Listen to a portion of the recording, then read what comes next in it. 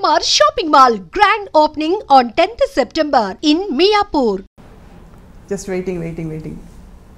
Waiting is over after a few hours.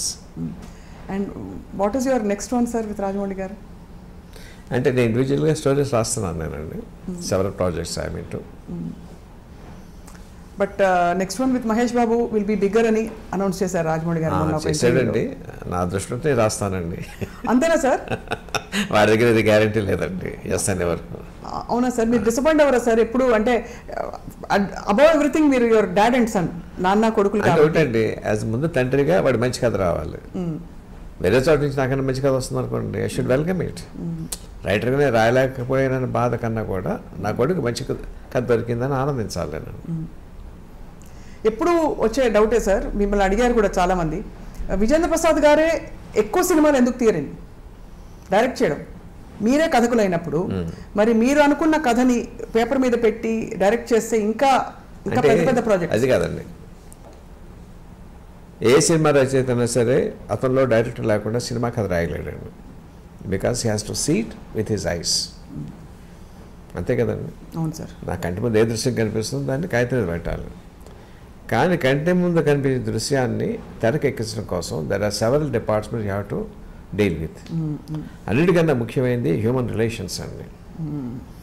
అందరితోనూ చాలా బాగా మాట్లాడి వాటితో పని చేయించుకోవాలి. అవును అవును అవును, అది పెద్ద కళ అండి అది. అవును sir. I'm poor in that. అంటే మీరు పూర్ అని అనుకోగాను సార్, బట్ రాజమౌళి గారికి అది పర్టికులర్ ఇది అని వాడికి చాలా బాగా తెలుసు అండి ఆ కళ. How to get things done and extract రప్పించకుండా తనకు కావాల్సింది, ఎక్కడ కాంప్రమైజ్ కాకుండా. బట్ మిమ్మల్ని మీరు నాన్నగారు కథ రాస్తున్నారు, కథ ఇచ్చేసాక మళ్ళీ ఇది కరెక్ట్ కాదు, ఇది లాజిక్ అందట్లేదు, నాకు ఇలా వద్దు, లేకపోతే నాకు ఇలా కావాలి అని ఆ స్వేచ్ఛ లిబర్టీ ఉంటుంది కదా సార్ ఇద్దరి మధ్య మీకు? అది కాదండి, వాడి లక్ష్యం ఏంటంటే నేను ఏదైనా చెప్తే గౌరవంగా వింటాడండి.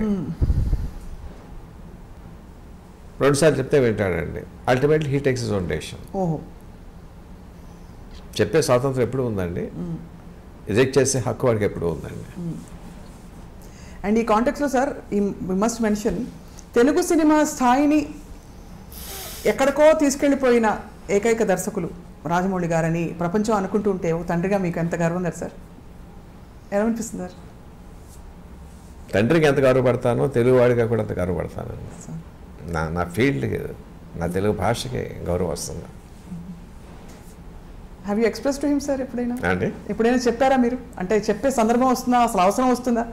మీ అబ్బాయే కదా అని చెప్పరు.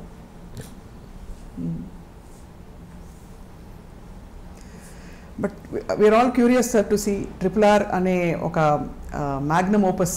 అసలు ఇట్ వోంట్ డిసప్పాయింట్ యూ, అంతవరకు చెప్తాను నేను. It won't disappoint sir. And also where does Ajay Devgan గారు కమింగ్ సార్? ఇది అడిగేయచ్చా? క్యామియో రోల్ అండి. It's a cameo role, very important but cameo role. He is the one who inspires Ram Charan. We are waiting to see more Bajrangi Bhaijans. We are waiting to see more RRR, Bahubali. ఇంకా చెప్పక్కర్లేదు sir వర్షాల. మీరు మీ కథలు అలా తెర మీదకి వచ్చి it should also guide the coming generations అని మేము చాలా ఎదురు చూస్తున్నాం సార్ మీ కథల కోసం. ఇందులో ఒక పాయింట్ చెప్పడం మర్చిపోయానండి. సినిమా అంతా అయిపోయిన తర్వాత RR కోసం కంపోజ్ చేశాడు కీరవాడిని, జనని పాట అండి. ఇంటికి వచ్చేసరికి రాయమౌళి గదిలోంచి వినిపిస్తుంది. ఏంట్రా పాట అన్నాను నేను. తీసుకొచ్చి ఇలాగ ఆన్ చేశాడండి. అన్కంట్రోలబుల్గా ఏడుపు వచ్చేసింది నాకండి. అన్కంట్రోలబుల్. ఏమి సందర్భం, పెద్దన్న రికార్డింగ్ కోసం కంపోజ్ చేశాడు కూడా చెప్పలేదు నాకు వాడండి. ఏంటి పాట వినిపిస్తుంది అన్నానంటే తీసుకొచ్చి ఆ ల్యాప్టాప్ ఓపెన్ చేశాడు. I was sobbing shamelessly. నాకు తెలియదండి ఎందుకంత ఇది వచ్చిందో. అంటే ఏంటంటే అది పేట్రియాటిజం అలాగా తీసుకొచ్చిందండి. I'm sure same emotion audience will feel in the theatre. That says a lot sir. మీరు అంతగా మీరు క్రియేట్ చేస్తుందే మీరు అంత మూవ్ అయిపోయారంటే I'm swear and it's a truth. అసలు ఎందుకు చేసాడో నాకు చెప్పలేదు అన్నాడండి. పాట అయిన తర్వాత చెప్పాడు రికార్డింగ్ కోసం పెద్దని చేసాడండి. నా సినిమాలో అని కూడా నాకు తెలియదండి.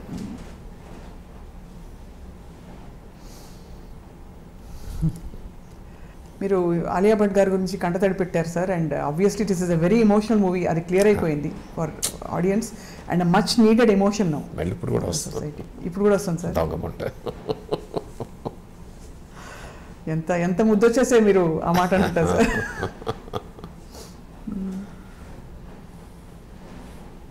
సార్ మీరు దేశభక్తులు అనగానే మీకు గుర్తొచ్చే మొదటి 2 పేర్లు ఎవరు సార్? అంటే జనరల్గా మన దేశంలో దేశభక్తులు లేక అంటే మన హిస్టారికల్ టైంలోకి వెళ్తే ఛత్రపతి శివాజీ, రాణా ప్రతాప్, మహారాజా రంజిత్ సింగ్,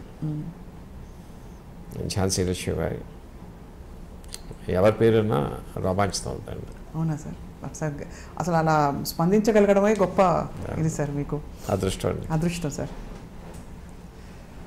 సో కీరవాణి గారి మ్యూజిక్ అయితే ఇంకా చెప్పక్కర్లేదు, మనం అల్టిమేట్ అండి, అల్టిమేట్. సార్ ఇప్పుడు ఆలియా భట్ గారు కాకుండా ఇతర పాత్రధారులు, అంటే ఇప్పుడు 2 హీరోలు ఒక హీరోయిన్, బ్రిటిష్ లేడీ ఒక అమ్మాయి ఉందండి, మీరు ట్రైలర్ చూసారు కదా. అవును, తను she is also integral part of the story. And how did you pick characters తెల్లవాళ్ళ కోసం? అంటే బ్రిటిష్ కాలం నాటి అంటే వాడు రూల్ చేస్తున్నప్పుడు వాడు లేకుండా కథ ఎలా ఊహిస్తాం? లేదు, అది కాదు sir. How did you pick అంటే ఆ నటులు ఎలా దొరికారని, అంటే కాస్టింగ్ నెక్స్ట్ వాళ్ళు తీసుకొస్తారండి. ఆ అమ్మాయి కూడా చాలా బాగుందండి, చాలా హోమ్లీ అండ్ లవ్లీ. ఎప్పుడు చూస్తున్నారు సార్ సినిమా మీరు? రేపండి. రేపేనా ఫస్ట్ డే? ఫస్ట్ షో కాదండి, 11:30కి దొరికిన టికెట్స్. Right sir. మేము కూడా ప్రపంచం అంతా మీతో కలిసి చూస్తుంది సార్.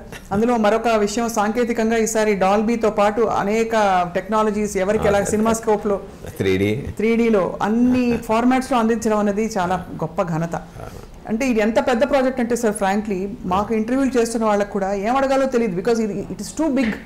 ఒక సముద్రం గురించి మనం ఏం అడుగుతాం అంటే తారాగణం కావచ్చు, కథ కావచ్చు, అన్ని విషయాలు కూడా it is beyond our imagination. So we can only watch it and wonder at what is happening on screen, sir.